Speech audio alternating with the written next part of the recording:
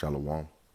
First and foremost, I want to give all praises, honor, and glory to Yahweh, Bahashem, Yahweh Shah, Bahashem, Makakradash. Double honors to the elders and apostles of Great Millstone, Haru Will. Peace, love, and salutations to the hopeful elect. This is your brother Dawadah from the Men of Valor campaign in Greenville, South Carolina, coming back with another video in sincerity and in truth, and Lord willing, it can be edifying. And I have this right here. This is from X or Twitter, part of a lot of different pages that bring up to date news that is much quicker than waiting on the mainstream media. A lot of times you do have to fact check this, all right. But current reports, Bricks News, there's a few of them that are they've proven trustworthy. So this isn't a full article, but it is a post, and it just came out. And again, from current reports, and it says NYT, which is New York Times, all right, which is Babylon's media, admits that Iran carried out 3 previously undisclosed attacks on U.S. forces in Jordan before the July 18 strike, injuring dozens of American troops and damaging several helicopters. Pentagon did not publicly disclose that earlier attacks, casualties, or damage. Okay, so this is just a microcosm because as we know over the weekend, and we got to see what markets do today. Oil, I saw a report that gas is back above, or getting back above $4. You're going to see oil creep into that $90-$95 range. The stock market, which isn't really a indicator of the health of the economy, all right, because it's heavily manipulated, it's heavily marginalized. They use debt to buy stocks and whatnot.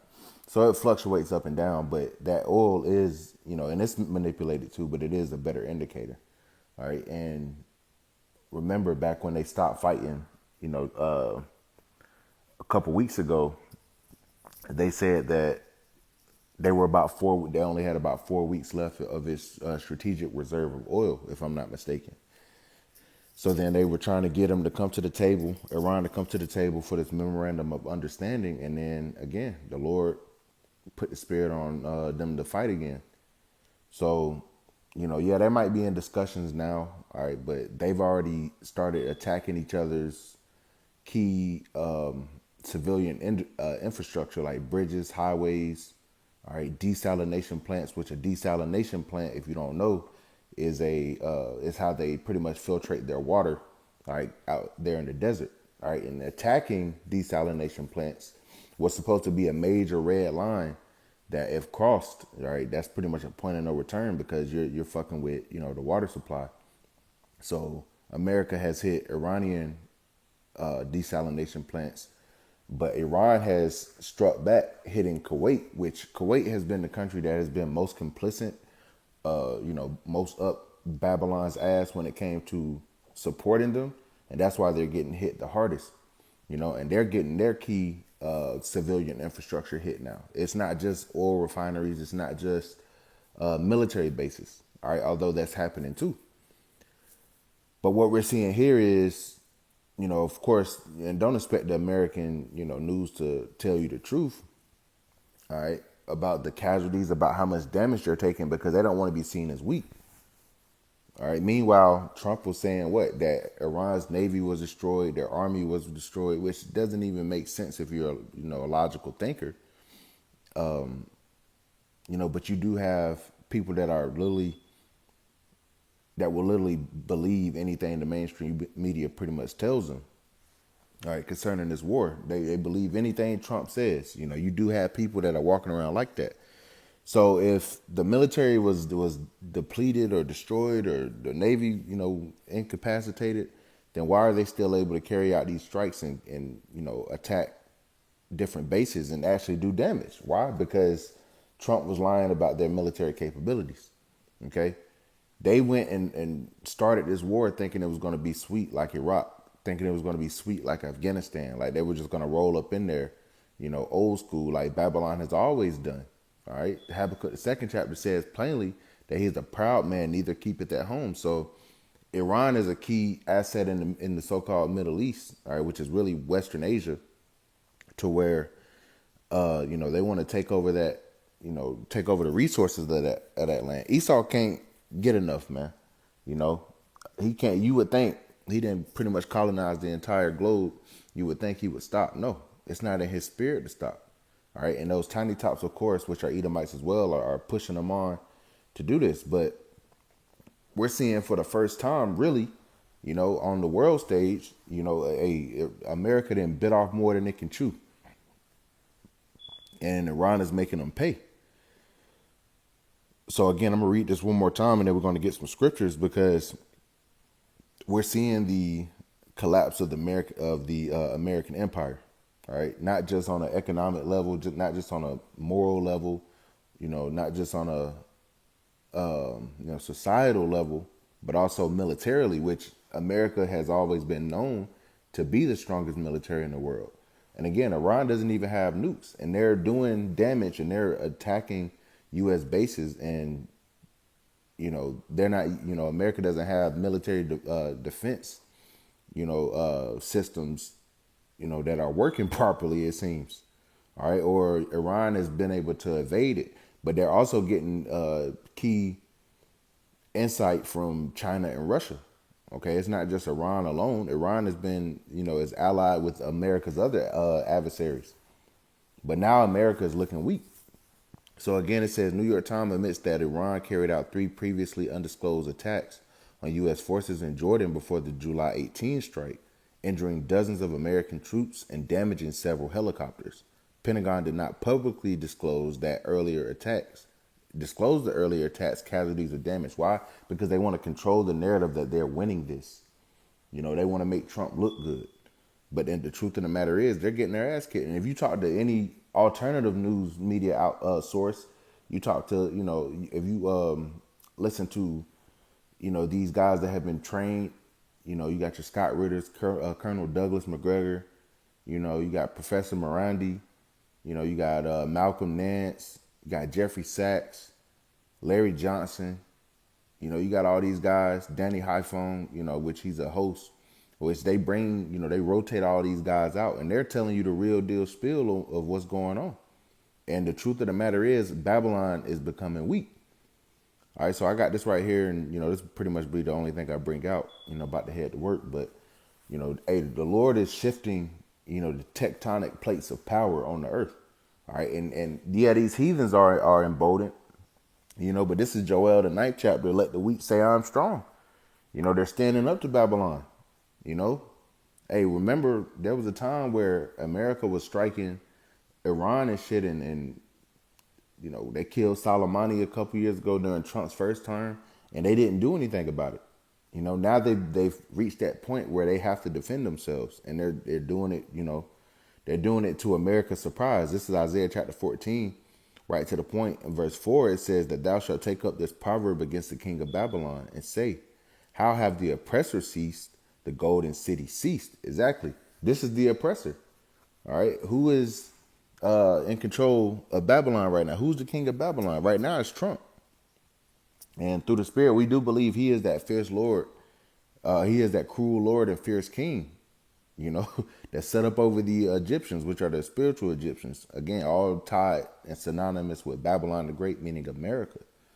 All right, it says how the oppressor ceased, the golden city ceased. America's that golden city. It's supposed to be the standard, the best military, the best economy, the best quality of life. All right, people are fleeing America now more than ever. Verse 5, the Lord Yahweh have broken the staff of the wicked and the scepter of the rulers. Yeah, the Lord is doing this. The Lord is putting the spirit on these Iranians and the so-called Chinese and the Russians to combat America now. Because why? We're getting ready for that. We're pretty much in World War III, but we're getting ready for that battle, all right, where these nations are being gathered to the valley of Yahweh Shaphat, okay, to that Levant region. The Lord is gathering these heathen nations there. He's telling them to, he's commanded them to, up their military arsenals and whatnot. Get ready for this war. Get ready to fight. And the Lord is doing it for his elect's sake, man. The Lord is doing this for prophecy. Verse 6, he who smote the people in wrath and with a continual stroke. Yeah, all the airstrikes, all the bombings, all the colonization in the world, not just from America, but just Esau in general. All right. It says, he that ruled the nations in anger is persecuted and none hindereth. Now they're starting to catch hell. Now they're starting to lose American troops. You know, they're starting to lose key infrastructure, key assets in the so-called Levant region. And they won't be able to be built back up. Verse 7, it says, the whole earth is at rest and is quiet. They break forth into singing. And that's what's going to happen when this devil is finally taken out of power.